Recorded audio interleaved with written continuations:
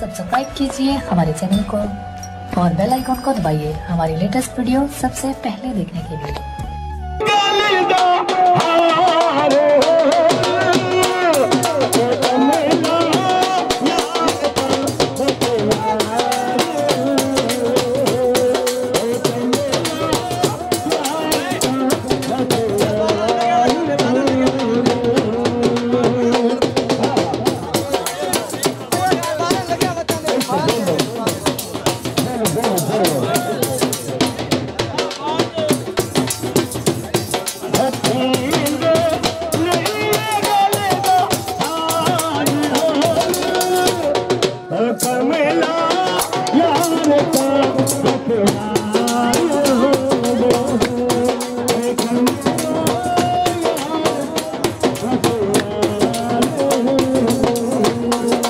Come